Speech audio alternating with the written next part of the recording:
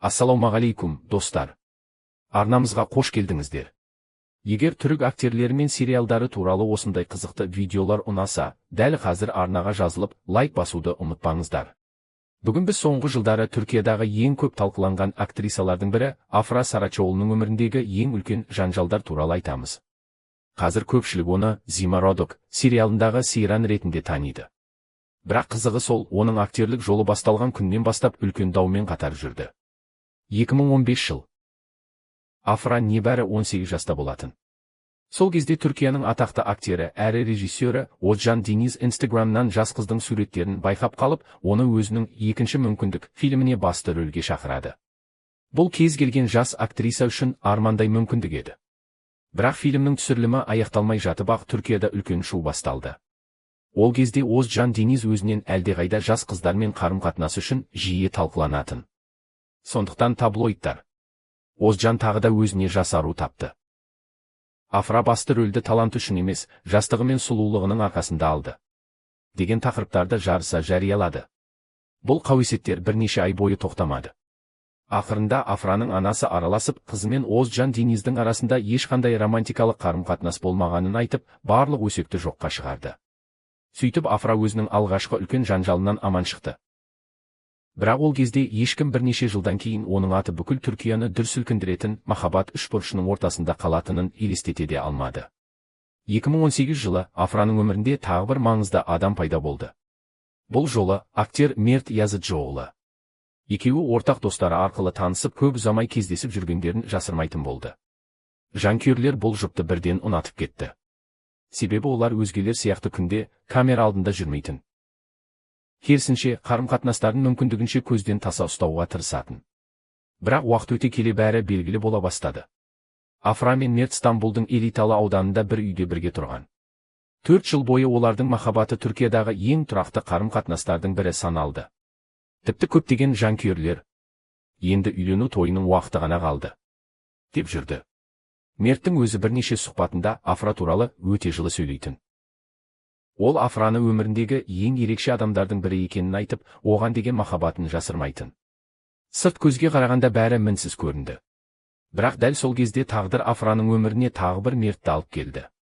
2022 жылы Афра Zima Rodok сериалында басты рөлді алды. Ал оның серіктесі актер Mert Ramazan Demir болды. Сериал эфирге шыққан сәттен бастап үлкен хитке айналды. Бірақ көрермендерді сериалдан да көп қызықтырған нәрсе Афра мен Mert Ramazan'ның экрандағы химиясы еді. Көп ұзамай таблоидтар бұл тек сериалдағы махаббат емес сияқты деп жаза бастады. Желіде екеуінің бірге жүрген видеолары, түсірілімнен кейінгі кадрлары тарай бастады. Әрине, мұның бәрі бірден қауесет қана болатын. Бірақ уақыт өте келе жағдай күрделене түсті. Көп ұзамай Афра мен Mert Yazıcıoğlu'ның айырылғаны белгілі болды. Осы сәттен бастап Түркиядағы ең үлкен шоу-бизнес жанжалдарының бірі басталды. Желі қолданушыларының бір бөлігі Афра Mert Ramazan үшін бұрынғы жігітінен кетті деп айыптай бастады. Ал енді біреулер бұл жай ғана кезекті қауесет деді. Афра кейін бұл жағдайға пікір білдіріп, олардың айырылуына үшінші адамның қатысы жоқ екенін айтты. Бірақ желідегі талқылау тоқтамады. Түрік баспасөзі Mert Yazıcıoğlu'ның ортақ үйден кетіп қалғанын, кейін Афраны әлеуметтік желілерде жазылымнан алып тастағанын жазды. Көп ұзамай жанкүйерлер тағы бір нәрсені байқады. Бұрын бірге көрініп жүретін екі актер Mert Yazıcıoğlu мен Mert Ramazan Demir бір-бірінен алшақтай бастағандай көрінді. Сол кезеңде Ogun Pictures ұйымдастырған кештен кейін актерлер ортасында жанжал болғаны туралы жаңалықтар шықты. Түркияның көптеген басылымдары бұл жанжалдың Афра төңірегіндегі оқиғалармен байланысты болуы мүмкін екенін жазды. Алайда нақты не болғанын қатысушылардың ешқайсысы толық айтып берген жоқ.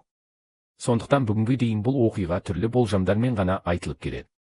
Көпшілік әлі күнге дейін бір сұрақтың жауабын іздейді. Шынымен сатқындық болды ма? Әлде бәрі әлеуметтік желі мен таблоидтардың әсерелеуі ғана ма? Бір нәрсе анық.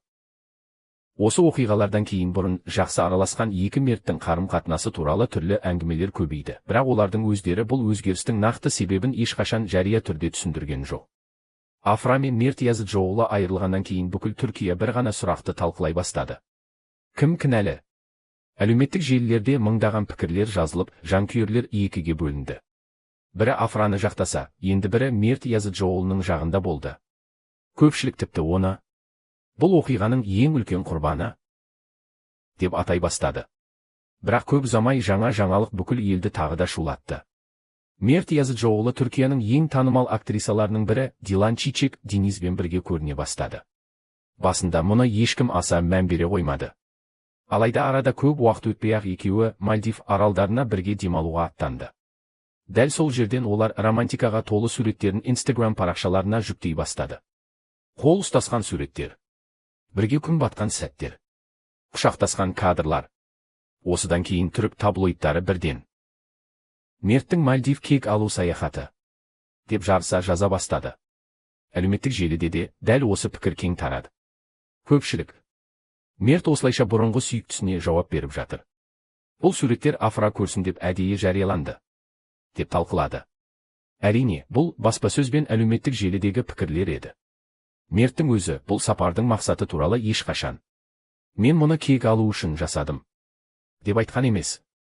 Бірақ интернетте бұл оқиға ұзақ уақыт бойы дәл осылай аталып кетті. Ажырасқаннан кейін журналистер Мерт Языджоғлының әрбір сөзін бақылап отырды. Баспасөзде оның өзін қатты ренжіген адам ретінде көрсеткен көптеген мақалалар шықты. Әлеуметтік желіде Мерт алдандым деп айтты деген ақпараттар кеңінен тарады. Alайda aktörün resmi сұхбаттарында ол Afra'nı aşık ayıptı. En son dönemde de biliyorsunuz bir ayrılık yaşandı ve çeşitli yazılar yazıldı. Yani iki insan arasında olan şeyler, normal şeyler biliyorsun zaten. Yani senin de başına gelen şeyler. Evet. Şöyle bulandırmaya gerek yok yani. Hani anlaşamıyoruz.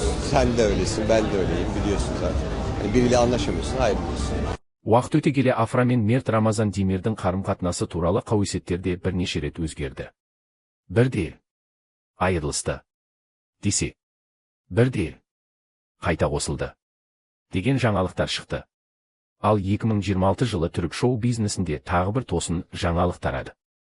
Түркияның бірнеше басылымы Афраның белгілі жас кәсіпкермен бірге жүргенін жаза бастады.